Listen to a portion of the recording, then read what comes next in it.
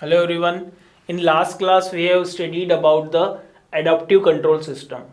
In that we have seen that we can overcome the parameter variations by defining the certain types of adaptive mechanism. Now in that I have discussed about there are two types of scheme that are available. One is how you can implement the adaptive control mechanism. There are two types of certain ways that you can implement the adaptive control mechanism. First is indirect adaptive control mechanism and the second one is direct adaptive control mechanism. Okay, so in last lecture we have seen the working of adaptive mechanism, that how we can implement the adaptive mechanism. Okay, so the first diagram shows the indirect adaptive control mechanism, that how you can define the indirect control of adaptive mechanism.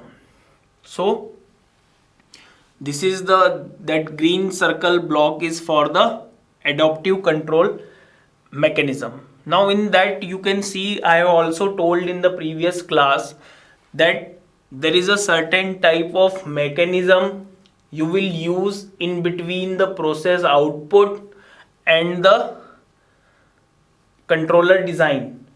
In between the process output and the controller design, a certain type of mechanism is used between the for defining the adjustment rule. So that interaction will be done by the term known as a estimator. So what estimator defines, that if any type of disturbances and perturbations are there in the process output, so you need to change the model parameters or unadjustable parameters. For that, if certain types of environmental condition exist, for that because of that parameter variations are there, so that estimator provides the defining of adjustment rule. So that estimator provides the indirect way between the process output and defining of adjustment rule. Then we can by defining the adjustment rule from the estimator, we can redesign the controller and we will define the controller output and that will go on to the process. So this is the indirect adaptive control, because we are using the estimator for defining the adjustment rule between plant and the rule.